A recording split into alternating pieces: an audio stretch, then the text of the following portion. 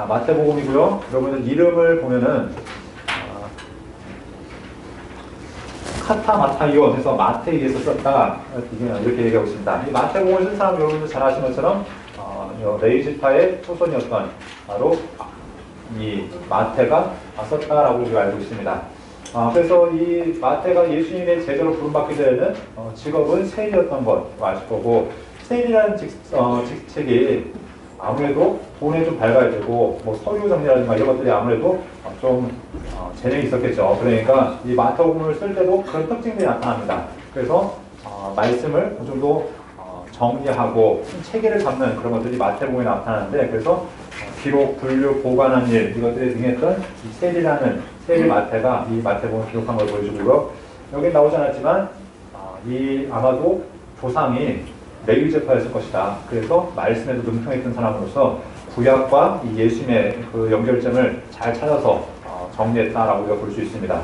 자, 이 특징, 마태복음의 특징을 보면은 예수님의 생애와 가르침을 주제별로 정리했습니다. 그래서 다른 말씀, 성경 같은 경우는 예수님도 행하시다가 갑자기 이제 몇 마디 하시고 또 계속 행하시고 하는데, 이 마태복음 같은 경우는 예수님의 설교 모음집이 크게 5번 있죠.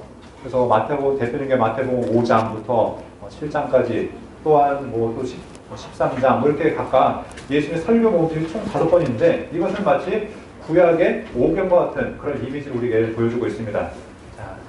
자, 배경을 보면은 우리가 한번 교재를 한번 보도록 하겠습니다. 교재 71페이지 보시면은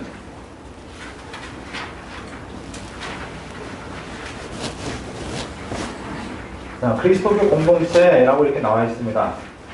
초대교회, 사도행전을 보면은 우리가 교회가 어떻게 발생한지 알게 되죠. 성령이 임하면서 그 초대교회가 예루살렘에 가장 먼저 시작되어집니다.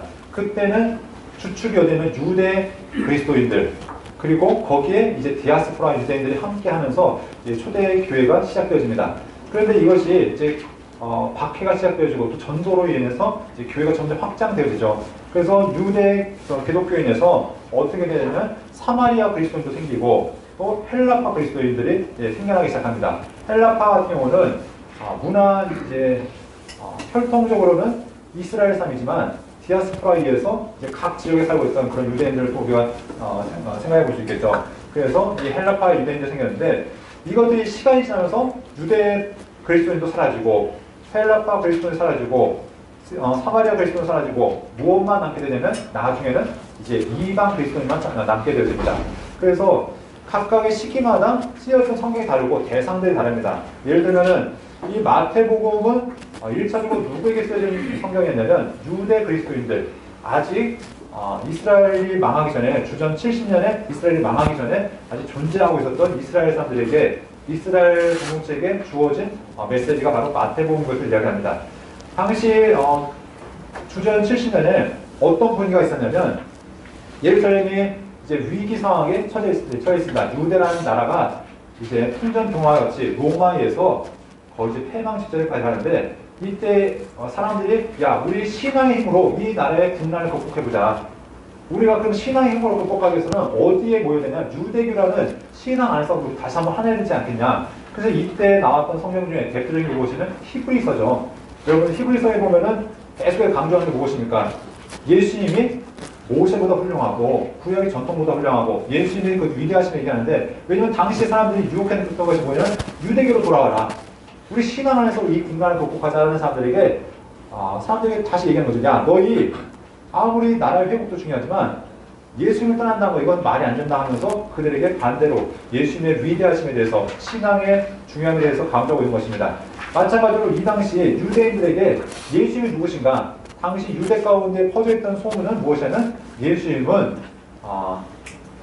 부활하지 않았다. 예수님의 시신을 사람들이 제자들이 가지고 도망갔다. 우리가 마태복음을 보면 그런 내용이 나오죠. 이런 배경을 가지고 있는 상황 가운데 아니다. 예수님은 지금도 우리와 함께 계시고, 그분은 특별히 어떤 의미가 있냐? 구약에서 예언했던 메시아, 그리고 진정한 제사장으로서 우리에게 오셨다. 이것들을 강조하면서 그들에게, 유대 그리스도인들에게 이 복음을 전하는 의미가 있다는 겁니다. 그래서 동족 유대인들에게 구약을 잘 아는 사람들에게 예수님을 설명하기 위해서 구약의 지식을 가져다가, 배경을 가져다가 예수님을 설명하고 있는 것을 보게 되고요. 특별히 마태복음의 특징을 보면은 1장에서 족보를 이야기하고 있습니다. 다 외우신 내용이죠. 아브라함과 다윗의 자손 예수 그리스도의 계보라. 아브라함이 이삭을 낳고, 이삭은 야곱을 낳고, 야곱은 유다와 그 형제를 낳고, 유다는 다말에서 베레스와 세라를 낳고, 베레스는 헤스로를 낳고, 헤스로를 남을 낳고, 이렇게 하면서 다 하는 내용인데, 자, 이렇게 쭉 보면은 이게 족보라는 것이 무엇이냐면, 아까 지난번에 얘기했듯이 족보는 목적이 있습니다. 쓰고 있는 목적이 단지 사람들 이름을 열거하는 것이 아니라 방향성이 있고 목적이 있고 정체성이 있다는 겁니다. 그러면 이 마태복음 1장에서 말하는 족보의 의미는 무엇이냐면 아브라함을 이야기하고 다윗을 이야기했다. 이 사람을 대표로 내세웠다는 것은 아브라함의 진정한 자손으로서 이 예수 그리스도가 오실 것이다. 그리고 다윗의 후손으로서 오실 것이다. 그래서 특별히 다윗의 후손을 강조하기 위해서 무엇을 얘기하면은 그걸 끊죠. 누구부터 누구까지 14대요. 누구부터 누구까지 14대가. 왜냐하면 다윗이라는 이름을 게마트리아라는 여러분들이 이제 요한계시록에 가면은 한 번 더 나올 텐데 이 히브리어 단어는 알레베트 김에 해가지고 쭉 단어마다 다 음가가 이제 숫자가 매겨집니다. 알파 이제 우리가 알파 베타 감마 이제 알파 베타 아니라 A B C D 쭉 하면서 그것도 숫자를 매기면서 우리가 그런 거 많이 하죠. 666이 무엇이냐? 그래서 뭐 컴퓨터가 666이다. 뭐 그런 거 할 때 그게 알파벳의 숫자를 넣고 그 숫자를 더했을 때 나오는 것들을 이렇게 얘기하는데 이걸 게마트리아라고 얘기합니다. 근데 이 14라는 숫자는 어떻게 나오냐면 다윗이라는 단어를 다 더하면은 14라는 숫자가 나옵니다. 그러니까 일부러 이 마태는 그걸 얘기한 거죠. 예수님은 누구의 후손이다? 다윗의 후손이다. 왕의 후손으로서 오셨다. 그래서 일부러 14라는 숫자를 강조하고 있습니다. 그래서 여러분이 만약에 예수님의 탄생교회에 가면은 바닥에 별이 있는데 다 별이 몇 각형일까요? 네, 제가 방금 힌트를 드렸잖아요. 별이 몇 각형일까요? 14각형이에요. 네, 발에 딱 보면은 어떻게 14각형 만들지? 가서 보세요 한번. 네, 그래서 14각형의 별을 통해서 다윗의 별을 이렇게 얘기하고 있습니다. 우리 뭐 육각형의 다윗의 별 얘기했잖아. 다윗의 탄생교회에 가면은 다윗의 이름을 따서 14각형으로 만들고 있다. 자, 아무튼 예수님께서 이 족보를 통해서 구약과 신약을 잇는 다리의 역할을 하시고 유대인들의 조상했던 아브라함과 다윗의 왕가의 후손으로 오셨던 것을 밝히고 있습니다. 그러면 누가복음에도 족보가 나오죠. 그래서 누가복음은 거꾸로 거슬러 올라갑니다. 어디까지 올라갈까요? 네, 아담까지 올라간 것이 아니라 아담에서 하나님까지 올라갑니다. 그 얘기는 무엇이냐면 예수님의 정체성은 무엇이냐? 바로 하나님의 아들이고 인류의 대표자다. 이것들 또한 우리가 족보를 통해서 생각해 볼 수 있다는 겁니다. 자, 마지막으로 예수님께서 구약에서 약속하는 메시아이고 진정한 유대의 왕으로 오신 분임을 강조한다. 그래서 우리가 마태복음에서 강조되는 게 뭐냐? 메시아가 무엇인가? 구약에서 약속한 구원자, 기름 부음 받은 자, 그리스도, 이것이 다 메시아라는 이야기인데 이것들을 이야기하고 있습니다. 기록 연대는 주전 54년에서 68년경에 기록되었을 것이다 라고 얘기하고 있습니다. 우리가 이 네 권의 복음서가 있는데 학자들마다 무엇이 먼저 쓰여졌는가, 이것은 주장이 약간 다릅니다. 사람들만 한 얘기가 마태가 먼저 쓰여졌다라고 얘기하는 사람도 있고 마가가 먼저 쓰여졌다고 얘기하는 사람도 있습니다. 근데 둘 다 근거를 가지고 얘기하는 거죠. 그냥 이유 없이 먼저 나왔으니까 마태다, 아니다, 분량이 적으니까 마가다가 아니라 다 나름대로 이유를 설명하지만 그래도 아무래도 마가가 먼저 쓰였다는 설들이 좀 더 우세하기 때문에 저희는 마가에 대한 우선순위를 가지고 근거를 내세우고 있습니다. 자, 그랬을 때 마가가 먼저 쓰여졌기 때문에 마가복음이 언제 쓰여졌는가? 한 주전 55년경부터 66년경 가운데 쓰여질 것이다. 그리고 마태복음은 그 후에 아마 쓰여졌을 것이다 라고 이렇게 보여주고 있다는 겁니다. 자, 그리고 기록 연대를 보면 오늘날까지, 이 오늘날까지가 이 기록한 시점이죠. 그런데 이 오늘날까지가 언제냐면은 아직 예루살렘이 망하지 않은 그런 시점을 보여주고 있습니다. 그걸 봤을 때 주전 70년 이전에 기록되었을 것이다. 이런 것들을 우리가 생각해 볼 수 있고요. 회당하고 교회를 구별하고 있습니다. 그러니까 교회가 이미 탄생해서 존재하고 있을 상황을 이야기하고 있고요.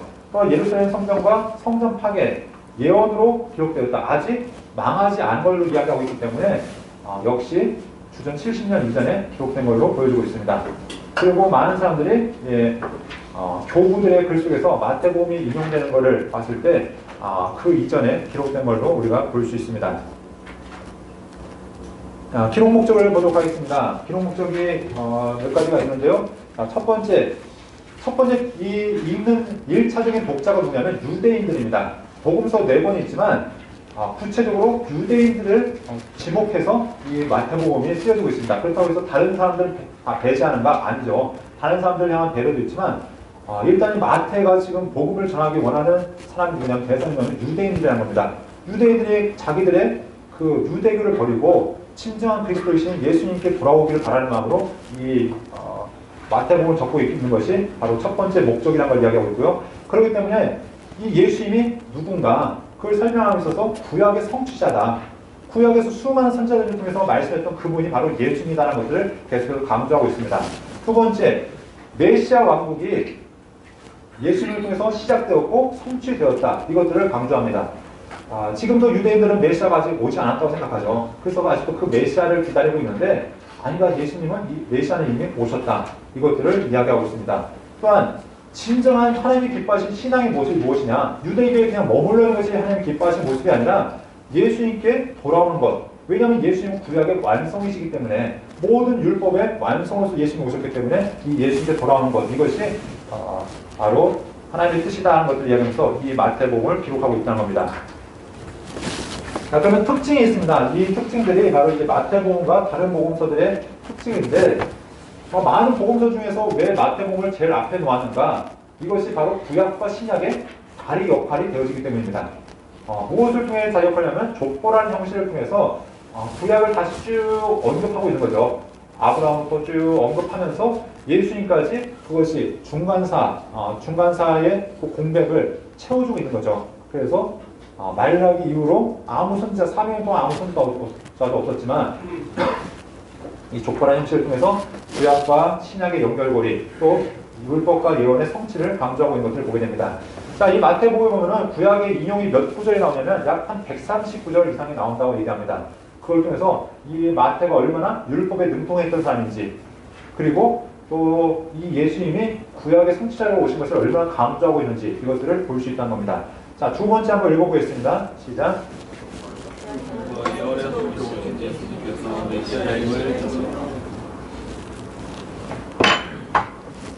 자, 율법과 예언의 성취로 오신 예수님께서 메시아이다. 자, 메시아는 기름 부음을 받았다라는 의미를 가지고 있습니다. 그래서 성경 다른 곳에서는 이제 헬라어로는 그리스도라고 얘기하는데 바로 하나님의 아들로서 이 땅에 진정한 하나님의 나라를 가져오실 분이 바로 누구인가? 메시아인데 그분이 누구냐? 바로 예수입니다. 메시아가 올 때 모든 율법이 성취되어지고 모든 예언이 성취되어지는데 이 사명이 바로 예수를 통해 이루어졌다. 이것을 얘기합니다. 자, 어떤 성경보다 천국에 대한 강조가 나타납니다. 그래서 여러분 구체적으로 마태복음 13장 보면 천국에 대한 비유들이 많이 나타나죠. 그런데 그것뿐만 아니라 천국에 대해서 36번가량 예수님께서 언급하시고 재림, 종말에 대한 비유 또한 재림과 종말에 대해서 비유나 대화를 통해서 강조하고 있습니다. 그래서 마태복음 24장, 25장에 보면은 예수님의 다시 오신 재림에 대해서 강조하고 있죠. 그래서 마지막 열천의 비유, 이제 열천의 혼잔치에 있는 열천의 비유, 또 아니면 뭐 양과 염소를 나누듯이 예수님께서 마지막 사람들을 모으는 비유, 다양한 비유를 통해서 다시 오신다. 또 뭐 밭 가는 비유에서 어떤 이들이 여인이 둘이 밭을 갈다가 하나는 남겨둠을 당하고 하나는 하나님께 부림받는다. 뭐 이런 이야기를 또 이렇게 강조되어진 걸 보게 되고요. 사복음서 중에서 유일하게 교회에 대해서 언급하고 있다. 교회라는 단어가 나온 성경 바로 마태복음밖에 없다.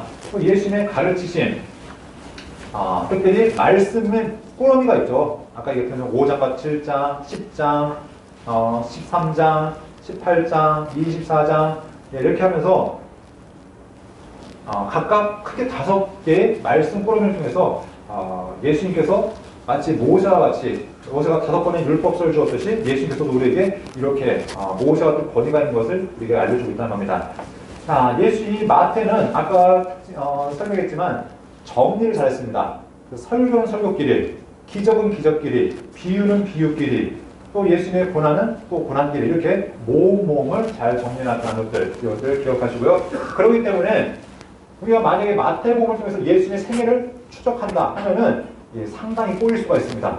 왜냐하면 마태는 시간 순서로 정리한 것이 아니라 주제 순으로 정리했기 때문에 예수님의 생애를 마태복음을 통해서는 좀 약간 유추하기 힘들다. 이런 것들을 생각해 봤으면 좋겠습니다. 자, 그러면 첫 절, 끝절 한번 같이 읽어보겠습니다. 시작. 내가 너에게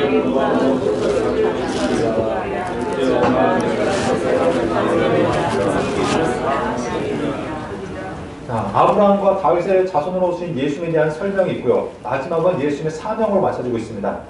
예수님께서 이 땅에 오신 사명을 다 완수하셨고 또 우리에게 아직 완전한 새하늘 새 땅이 이루어지기 전까지 우리가 완수해야 될 사명이 있다는 것이죠. 그래서 그 사명을 맡기시는 모습으로 이 사역을 예수님께서 우리에게 말씀하시고요. 자, 그렇다면 이제 전체 보기를 함께 보도록 하겠습니다. 전체 보기를 보면은 28장까지 내용입니다. 우리가 공관복음이라는 얘기를 많이 들으셨죠. 뭐 신학교 다닐 때도 있고 그 이전부터 공관복음이라는 얘기를 들었는데 공관복음 무슨 의미죠? 같은 관점이다. 그런데 저희가 엄밀히 따지면 성경은 같은 관점을 쓰는 게 단 한 번도 없죠. 마태, 마가, 누가 흐름은 비슷합니다. 왜냐하면은 크게 전반부는 갈릴리 사역, 후반부는 예루살렘 사역, 또 기적의 순서도 거의 비슷하기 때문에 그렇기 때문에 많은 사람들이 공관복음이라 얘기하는데 공관복음은 엄밀히 따지면 있다 없다? 예, 없다. 예, 왜냐면 공관복음을 얘기하면 뭐 세 권씩이나 적습니까? 하나만 적으면 되지. 그렇기 때문에 네 권의 복음서, 그냥 사복음서라고 이렇게 언급하시는 게 좋을 것 같습니다. 그런데 이 첫 번째 마태복음은 방금 이야기하신 것처럼 주제별로 이게 정리해 놓는데 그래도 어느 정도 다른 복음서와 유사성이 있죠. 구조가 어느 정도 비슷한데 첫 번째는 예수님의 사역 소개를 하면서 예수님께서 어떤 과정을 거쳐서 사역을 시작하게 되시는지 이것은 거의 비슷합니다. 그래서 예수님께서 세례 요한에게 세례를 받으시고 또 시험을 받으시고 광야에서 금식하시고 시험을 받으시고 사역을 시작하시는 모습 이 모습들은 거의 비슷하게 시작하는데 그 다음부터 이제 약간씩 복음서마다 차이가 있는 것들을 보게 됩니다.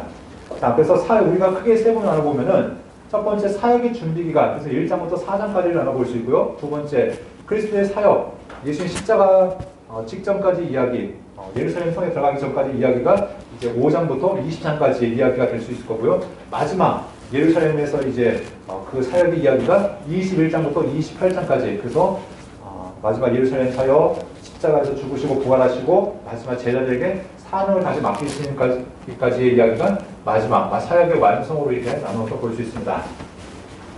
자, 각각 또 이제 자세히 작게 보면은 사역의 준비 기간에서 예언의 성취와 확증에서 예수님께서 말씀을 따라 베들레헴에 태어나셨다. 그 얘기가 있고요. 또 예수님의 사역 소개를 하면서 예수님께서 제자들을 부르시고 사역하시는 그 모습을 이야기하고 있고요. 5장부터 7장 보면은 예수님의 가르치신 제자들이 어떻게 살아야 되는지 제자의 모습에 대해서 이야기하고요. 치유하신과 제자를 세우시고 또한 이런 과정들이 하나하나 등장한 것을 보게 됩니다. 예, 설명을 읽어보시면 굳이 이해가 안 되실 부분은 없죠? 네, 그럼 내용으로 들어가겠습니다. 네, 우리가 아까 예수님의 생애를 통해서 얘기했던 것처럼 예수님의 족보가 있었고 탄생이 있었고 동방에서 온 박사들이 경배했고 예수님께서 애굽으로 피난하시고 나사렛으로 올라오셨다. 이 모든 과정이 마태는 그냥 적고 있는 것이 아니라 계속해서 구약 이 마태복음을 듣는 사람이 누구랑 구약을 계속 연상시킬 수 있도록 그 이미지를 계속 떠올리게 만듭니다. 그게 바로 무엇이냐면 모세와 출애굽, 광야 생활 이런 것들을 계속해서 연관지어서 시켜서 이야기하는 것을 보게 되는데 자, 그럴 때도 뭐 꾸며낸 얘기는 아니고 진짜 있었던 일들을 계속 잘 정리하고 있는 이야기죠. 자, 세례 요한이 천국을 전파하실 때 예수께서 세례 요한에게 세례를 받으시고 시험을 받으시고 예수께서 사역의 준비를 마치신 것을 보게 됩니다. 자, 이제 천국 복음을 전파하시는데 천국에 대한 이야기가 36번에 등장한다고 했죠. 그래서 하나님께서 통치하시는 나라 그것이 바로 예수님을 통해서 이루어졌다는 것을 이야기하고 있습니다. 그리고 제자들을 부르시고 가르치시고 전파하시고 치유하셨다. 이게 예수님의 3대 사역이었죠. 가르치시고 복음을 전파하시고 치유하시는 것. 이것들을 또한 제자들에게 맡기신 걸 보게 됩니다. 그렇다면 우리 또한 우리의 사명이 이것이라는 거죠. 가르치고 전파하시고 치유하시고 네, 여러분들을 통해서도 이런 역사가 일어나는 걸 소원하는데요. 자, 예수님께서 그 갈릴리 지역을 중심으로 가르치시는데 우리가 예수님의 사역과 세례 요한의 사역은 별개의 사역이 아니었습니다. 세례 요한이 예수님의 앞길을 예비했다. 정말로 예수님의 앞길을 예비했습니다. 그가 예수님의 사역할 수 있는 모든 터전들을 거의 준비해 놓았습니다.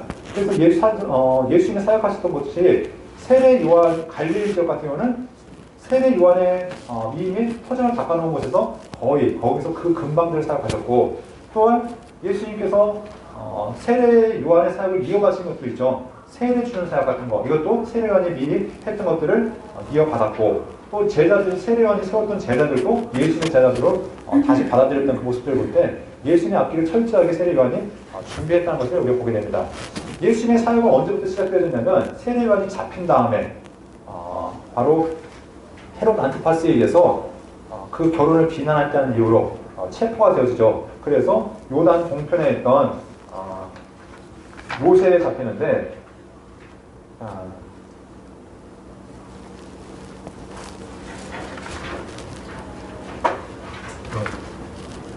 세례요한이 이제 감옥에 감금되어지고 그때부터 예수님의 사역이 이제 시작되어지기 시작합니다.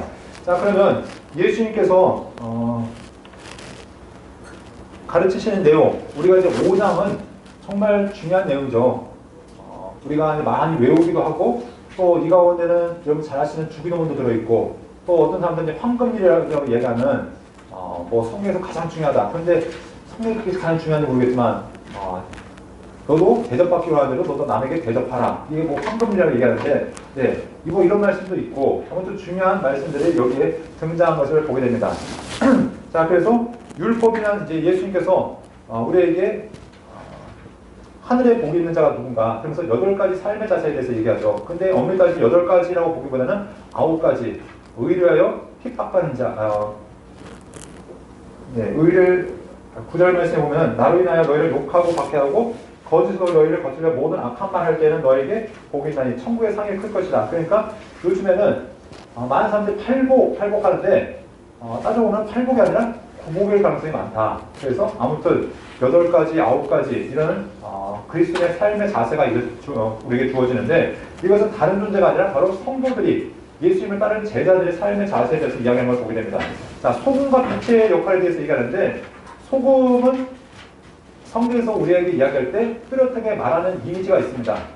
우리는 소금 하면은 각가지 설명을 많이 들죠. 소금의 역할은 맛도 내고 부패를 방지하기도 하고 뭐 눈이 오면은 눈을 녹일 때 뿌리기도 하고 뭐 다양한 이야기를 하지만 성경에서는 딱 한 가지만 얘기합니다. 맛에 대한 것.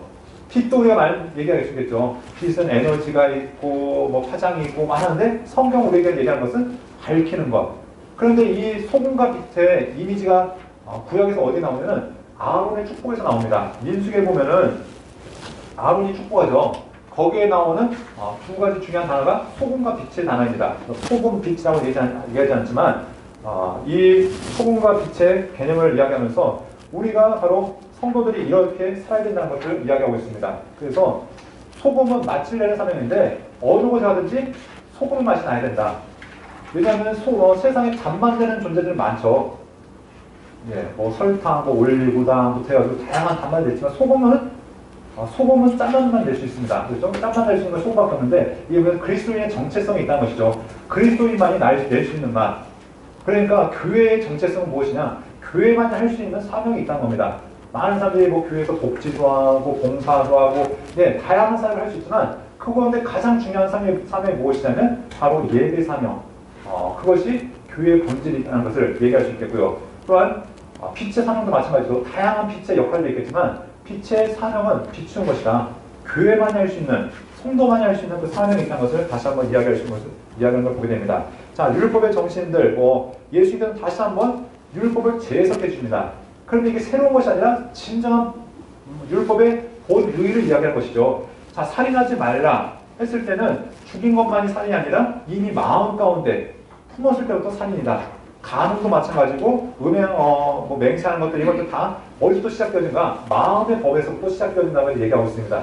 우리 시편 얘기하면서 그런 얘기했잖아요. 시편이 전체적으로 얘기하는 게 무엇이냐면 율법을 강조하는데 그 율법을 어디에 새게 되냐면 마음에 새게 된다고 얘기했는데 예수님께서 그걸 강조하신 거죠. 예수님께서 율법이 단지 그냥 쓰여져 있는 책에 기록된 율법이 아니라 이것이 마음에 기록되어서 마음에서부터 흘러나올 수 있는 진짜 하나님의 법이 되어야 된다는 것을 이야기하고 있다는 것입니다.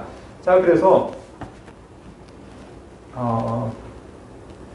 성경은 예수님께서 율법과 선지자를 이루러 오셨다라고 얘기하고 있습니다. 율법과 선지자, 아까 제가 예수님 생애 얘기하면서 모세와 엘리야, 동일한 의미죠. 구약을 완성하러 오신 분, 이분이 예수님이시다라는 것을 이야기하고 있습니다. 자, 그리고 성경은 계속해서 예수님의 비유 가운데 이런 말씀을 합니다. 너희 보복하지 말라라는 말씀하면서 이런 얘기를 하죠. 야, 누가 내 오른밤을 치거든 어디까지 돌려대라? 왼뺨도 돌려대라. 예, 사람은 이 중동 지방은 어떤 문화냐면 체면 문화죠. 자존심의 문화입니다. 그러니까 이 사람들은 특별히 왼쪽과 오른쪽 명확하게 구분합니다. 그래서 지금도 이스라엘도 그렇고 그렇죠. 저 이제 손으로 음식 먹는 그런 나라들도 명확하게 구분하는데 오른쪽은 정의로운 손, 왼손은 부정한 손. 그러니까 마찬가지로 몸을 반을 가르는 겁니다. 왼쪽은 다 부정한 것과 관련되어져서 오른쪽은 정한 것과 관련되어져서 그런데 오른밤을 맞았다. 근데 오른밤을 맞기 위해서 어느 손으로 때려야 됩니까? 왼손을 때려야 되는 거죠. 부정한 것이 나의 거룩함을 훼손했을 때 거기에서 충분히 대항할 수 있고 충분히 이건 맞서 싸울 수 있지만 어떻게 하라고요? 왼편까지 돌려대라 하면서 절대 보복하지 말고 성도의 자세가 무엇이냐 그것들에 대해서 이야기하는데 또 여기서 무엇을 얘기하냐면은 야 누가 속옷을 가지고자 하는 자에게 겉옷까지 주어져라. 자 우리 생각하면은 아니 겉옷을 가져야 되지 왜 속옷을 가진다고 얘기할까요? 이게 잘못 쓰여진 걸까요? 우리 정상적으로 얘기하면 무슨 얘기를 해야 돼요? 겉옷을 가지고자 하는 자에게 속옷까지 줘라. 이래야 뭔가 순서가 맞을 것 같은데 성경 무슨 얘기예요? 속옷을 가지고자 하는 자에게 겉옷까지 내어줘라 라고 말씀합니다. 이스라엘 백성들에게서도 겉옷은 평범한 옷이 아니죠. 왜냐하면 그들에게 언약을 상징하는 옷입니다. 그래서 이스라엘 사람들은 여기에 뭐냐면 술을 다 따져. 이 술은 하나의 율법을 상징하는 겁니다. 그래서 613가지를 율법을 상징하기 때문에 사실은 하나님과의 관계가 이 겉옷을 통해 표현되어지는 겁니다. 근데 겉옷을 뺏어갔다는 건 뭐냐면 하나님과를 단절시켰다. 하나님과 관계를 단절시켰다는 의미이기 때문에 절대로 겉옷은 뺏어서는 안 되는 것이고 뺏었을지라도 그날 안에 돌려줘야 되는 그런 의미를 갖고 있습니다. 그런데 속옷을 뺏어간 자에게 어떻게 하라고요? 너의 겉옷까지 줘줘라 하면서 예수님께서는 단순하게 그냥 보복하지 않는 것이 아니라 더 넘치는 사랑으로 대하는 것들을 이야기하는 것을 보게 됩니다. 자, 이런 이야기들이 쭉 있는데 그래서 예수님께서는 율법이나 선지자를 폐하려고 온 것이 아니라 완성하러 오셨다라고 오늘 우리에게 설명해 주고 있는 것을 보게 됩니다. 자, 그래서 계속해서 예수님은 어떤 분이시냐? 예수님은 구약의 성취자이다. 율법의 완성자이다. 이것들을 계속해서 강조하여 주고 있습니다. 자, 8장으로 가면은 예수님을 따르는 자, 아까도 얘기했죠. 예수님을 따를 때 죽은 자가 죽은 자를 장사하게 해라. 그러면서 우리가 한 번 죽은 자를 위해서 시간을 허비하지 말고 진정한 생명의 주인을 위해서 쫓아나가라는 의미로 이런 것도 우리가 볼 수 있고요. 또한 우리가 바다, 아까 얘기했던 것처럼 바다를 잠잠케 하셨던 그 사건을 통해서 예수님께서 진정한 이 세상의 주인이신 것, 그리고 모든 혼돈과 공포와 두려움을 잠재워 줄 수 있는 분, 이분이 바로 예수입니다. 이것들을 또한 강조하고 있는 것을 보게 됩니다. 자, 9장에 보면은 예수님은 누구시냐? 이 오신 이유가 무엇이냐? 바로 죄인을 부르러 오신 분이다. 그러니까 예수님의 목적을 계속 강조하고 있는 거죠. 그분은 진정한 왕이다. 그분은 진정한 제사장이다. 이 두 가지 사역을 계속해서 강조하고 드러나고 있다는 겁니다. 메시아는 단지 훌륭한 임금이 아니라 우리의 모든 죄를 담당하시는 그리고 완전 하나님의 나라를 이루시는 그 하나님이 보내신 왕으로서 우리에게 강조되어지고 있다는 것을 이야기하고 있고요. 자, 예수님의 이제 신분에 대한 이야기가 11장부터 이야기하고 있습니다. 자, 세례 요한이 사람을 보냈을 때 예수님의 답변이 무엇이냐면 이런 걸 얘기합니다. 맹인이 보며 못 보는 사람이 걸으며 나라의 형제가 깨끗함을 받으며 이게 바로 이사야서의 말씀인데 성경에서 말씀했던 진정한 메시아의 모습이 이것이다. 너희가 생각하는 메시아는 막 나를 따르라 하면서 무엇인가 사회를 개혁하고 뒤집어 엎는 것인 것 같은데 당시 사람들에게 가난한 자는 얘기는 당시 사람들이 버림받은 자들 그들을 회복시키는 것, 그들을 하나님 나라로 이끌고 가는 것, 이것이 진정한 메시아의 사역이라는 것을 강조하고 있다는 겁니다. 그러면서 이때 하신 중요한 말씀이 뭐냐면 천국은 침노를 당한다라는 말씀을 하죠. 천국이 침노를 당한다. 이게 무슨 이야기냐면 이거는 양치는 이야기를 여러분들 생각하시면 좋습니다. 밤에 목자가 양을 다 불러 모읍니다. 무리로 다 몰러 모아서 밤새 목자가 지키죠. 왜냐하면 밖에는 사나운 짐승들이 있기 때문에 지키고 있는데 아침에 해가 떠오르면 이제 이 양들을 풀어줘야 되는 겁니다. 근데 문이 클까요? 작을까요? 작죠. 그러니까 문을 딱 열어놓으면 이 양들이 서로 나오려고 어떻게 합니까? 막 몸을 쬐있다가 팡 하고 튀어나오듯이 천국은 이렇게 확장될 거잖아. 천국이 이렇게 하나님 앞에서 침노를 당한다는 얘기가 뭐 공격당한다 그런 얘기가 아니라 이것이 터져나간다. 퍼져나간다. 이것처럼 마치 아침에 양들이 그 먹이를 찾아 튀어나가듯이 하나님의 나라가 이렇게 확장되어질 것이다. 사모한 자들에게 이런 이미지를 이야기하고 있다는 것입니다. 자, 그래서 천국은 간구하는 자에게 이렇게 열려 있다는 것을 이야기하고 있고요. 자, 안식일 논쟁을 이제 하게 되시죠. 자, 시장에 보면은 무슨 문제를 얘기하냐면 이제 진설병 예수님께서 제자들과 함께 밀과 쌀을 지나실 때 제자들이 이거 밀을 까불어서 먹는 겁니다. 그것 때문에 사람들이 아니 안식일에 하지 못할 일을 왜 하셨습니까? 라면서 예수님을 책망합니다. 당시 유대인들은 그 장로들의 전통으로 안식일을 하지 말아야 될 일 해가지고 몇 가지를 정해놨냐면 39가지를 정해놨습니다. 그래서 이 39가지를 이제 어기면은 안식일을 범한 거, 안 어기면은 안 어긴 거 이렇게 얘기했는데 그 중에는 무엇이냐면 추수하지 말 것, 뭐 까불지 말 것, 뭐 다양한 것이 있는데 뭐 불을 만들지 말 것, 불을 끄지 말 것. 그래서 오늘날도 이것이 적용되어진 거죠.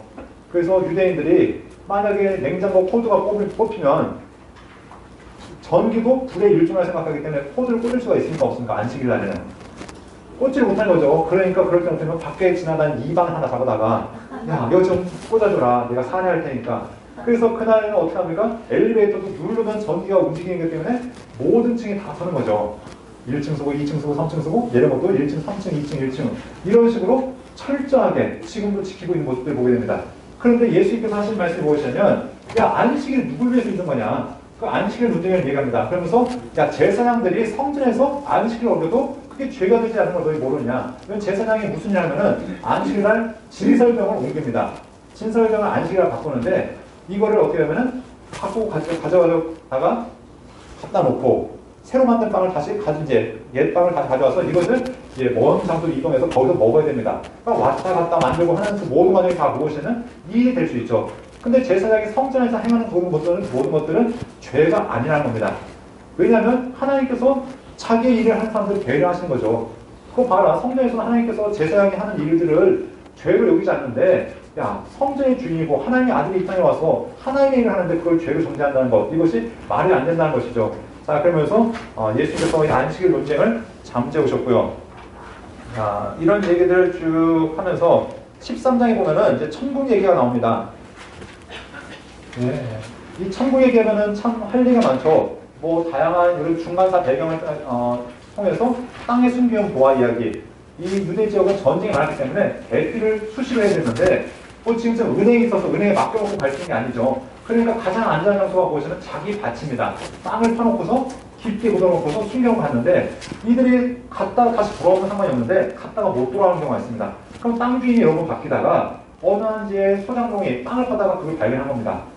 보니까 금은보화가 같다는 거죠. 근데 캐내 가면 무엇입니까? 절도죠.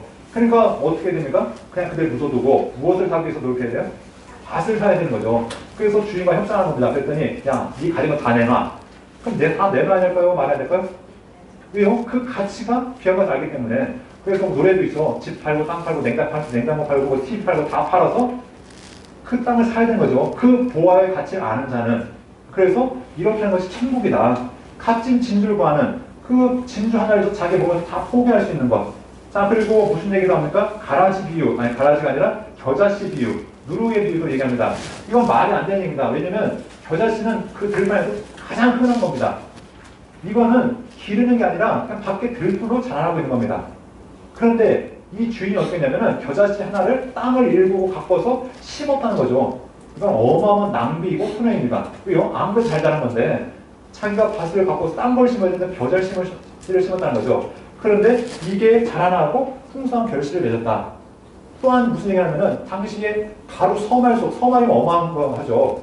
예, 어마어마한 거기에다가 무엇을 집어넣냐면 누룩을 집어넣었다. 오늘날 누룩을 생각하면 안 됩니다. 오늘날 누룩은 넣으면 하루 만에 싹 부풀어 오르죠. 그런데 과거의 누룩은 무엇이냐면 빵가루를 갈아가지고 누룩을 쓰는데 얼마나 안 부푸는지 당시의 말에 의하면은 예루살렘에서 여리고까지 갔다 오면은 그때야 부푼다. 한 3, 4일 돼야 조금 부푼다 할 정도로 예, 아주 효율성이 확 떨어지는 그런 누룩이었습니다. 그러니까 여기다 그런 누룩을 집어넣으면 됩니까? 안 됩니까? 예, 빵을 만들기 위해서 누룩을 넣어서는 안 되는 거죠. 그것도 서말 시간을 쓰는 건 어마어마한 낭비인 거죠. 먹으려면 조금 만들었어야 되는데, 그런데 무슨 얘기냐면 이 집 주인이 그렇게 했다는 겁니다. 여인이. 그러니까 이 얘기는 무슨냐면은 말도 안 되는 행동이죠. 겨자씨를 씌는 것도 바보 같은 행동이고 어마어마한 가루 속에다가 누룩을 집어넣은 것도 말도 안 되는 행동입니다. 그런데 우리를 바로 겨자씨 같은 존재를 부르셨고 우리를 바로 누룩 같은 존재를 부르셨다는 겁니다. 왜냐하면 하나님의 기대가 있는 것이죠. 누룩, 겨자씨 같은 정말 쓸모없는 존재를 하나님의 밭에 심으시고 우리를 통해서 하나님 나라가 확장되기 원하시길 바라시고 누룩과 같이 별 가치가 없는 능력이 없는 존재를 하나님 나라를 위해서 심으시고 우리를 통해서 하나님 나라가 확장되기 바라시는 것, 이것이 하나님의 은혜이고 하나님의 천국을 향한 계획이라는 겁니다. 그래서 바로 하나님의 은혜로 우리가 살아간다는 것, 이것이 바로 천국이라는 것을 또한 이야기하고 있다는 것이죠. 자, 그래서 이런 천국의 비유들을 설명하시고 나사렛에서 배척받으신 다음에 가버나움을 가시고 세례요한이 헤롯에게 죽음을 당한 이야기도 우리가 볼 수 있습니다. 자, 이제 치유하심과 논쟁인데 이 사건들이 우리가 예수님의 생애 가운데 보았을 때는 3년차 사건이었죠. 그리고 오병이어를 먹이시고 우리를 버리시고 게네사렛 병자들을 고치시고 장로들의 전통을 이제 대한 이야기를 하시고 쭉 이제 그런 이야기들을 했습니다. 그래서 유대 갈릴리 지역과 이방인 지역을 다니면서 말씀을 가르치시고 귀신을 쫓아내시고 기적을 일으키시는 그런 이야기들을 우리가 보게 됩니다. 자, 이제 논쟁들이 있죠. 우리가 보면은 베드로가 예수님을 그리스도로 고백하는데 가이사랴 필리포에서 주는 그리스도시요 살아계신 하나님의 아들이다 라는 고백 이후에 예수님께서 첫 번째로 자신의 죽음과 부활에 대해서 얘기하시고 그러면서 예수님께서 변화되셔서 이제 영광스럽게 변화되시면서 자기의 죽음에 대해서 말씀을 나누십니다. 귀신 안 들린 아이를 고치는 이야기도 나오고요. 내려오셨을 때 제자들은 예수님은 죽음에 대해서 얘기하는데 제자들은 누가 큰 자인가, 누가 높은 자인가.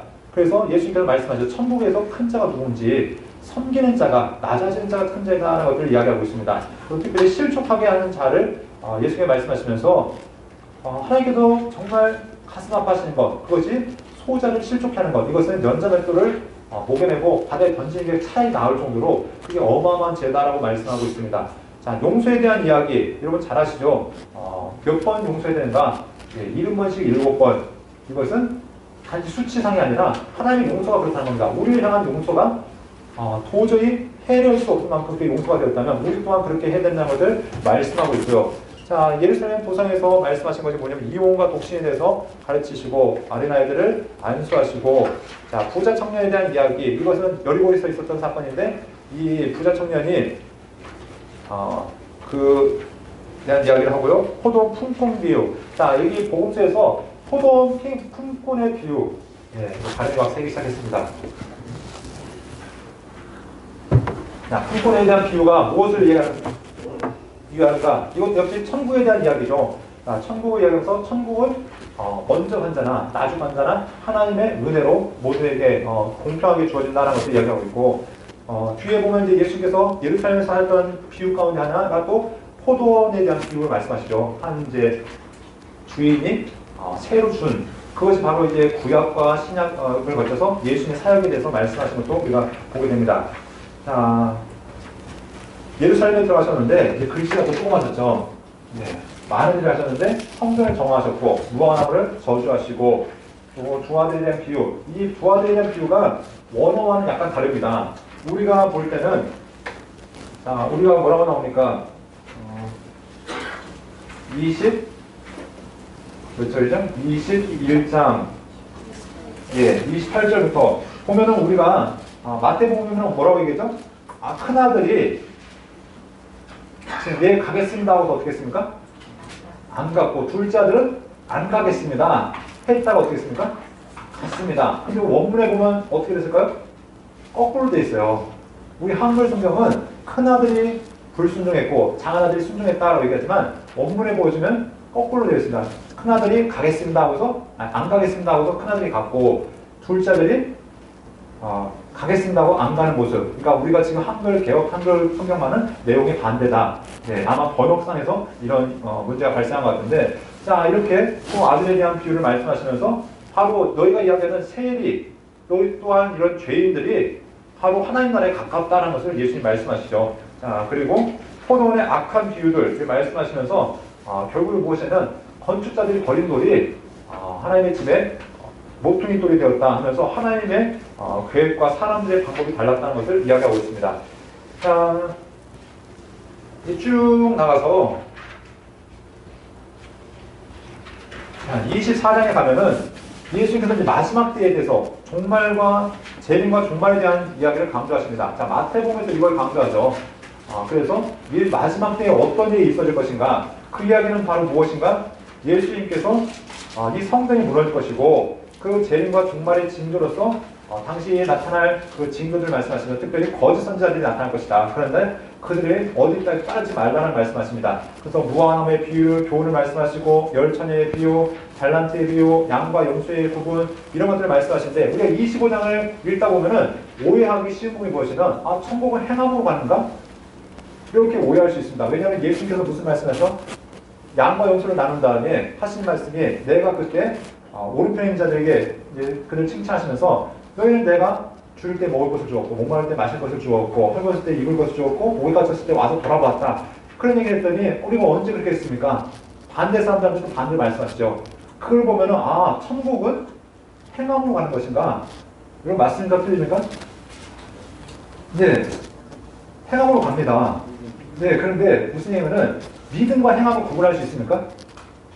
믿음과 행함은 하나이지 따로 떼어질 수 있는 부분이 아닙니다. 제가 간단하게 말씀드리면 저는 배를 타고 다닙니다. 여기 오기 위해서는 배를 타고 가야 되는데 요즘 배 선박사고 꽤 많아요. 그래서 배 탈 때마다 생각하는 거죠. 이 배가 과연 가다가 침몰을 할 것인가 알 것인가. 그런데 조그만 배가 아니라 엄청 큰 배니까 차를 100대 싣는 배니까 그냥 다닙니다. 그런데 무엇이냐면은 제가 배를 탄다는 것은 무엇이냐면 무엇을 전제로 하면 믿음을 전제로 합니다. 이 배는 안전하게 갈 거야 라는 믿음이 있기 때문에 무엇을 하면 행동을 하게 됩니다. 그러니까 많은 사람들이 믿음과 행동을 구분하지만 아니죠. 믿음과 행동은 하나입니다. 믿지 않으면 행동할 수 없고 행동의 근거는 무엇이냐? 믿는 것을 행동하고 있는 것입니다. 그러니까 제가 여기 있는 이 잔을 마실 때도 여기 희한한 게 좀 많이 들어있는데 이걸 제가 못 믿으면 마실 수 있을까요? 못 마실까요? 네, 마실 수가 없죠. 도대체 무엇을 봤을까? 의심이 들면은 도저히 마실 수가 없습니다. 그러니까 예수님의 말씀 마지막 그 선한 행동은 무엇이냐면 믿는 자는 이렇게 살게 돼 있다. 그러니까 우리 사람들이 믿음 따로 행함 따로 얘기하는데 아니라 믿는 사람은 선한 행동을 할 수밖에 없다. 믿는 사람들 가난한 자들 도와줄 수밖에 없다. 왜냐하면 구약에서 예수님께서 하나님께서 끊임없이 선자를 통해서 책망하셨던 두 가지 죄가 무엇이냐면 우상 숭배를 하나 책망하셨고 가난한 자들 압제하고 그들을 핍박했던 것들. 그러니까 성경에서 우리에게 예수님의 말씀을 통해 말씀하시지 가장 큰 계명이 무엇이냐? 하나님을 예배하는 것과 하나님을 사랑하는 것과 이웃을 사랑하는 것. 이것이 예수께서 마지막 때에도 판단하는 근거가 된다는 것이죠.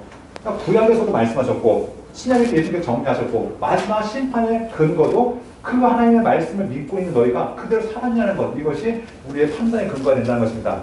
자, 이렇게 하고 예수님께서 십자가에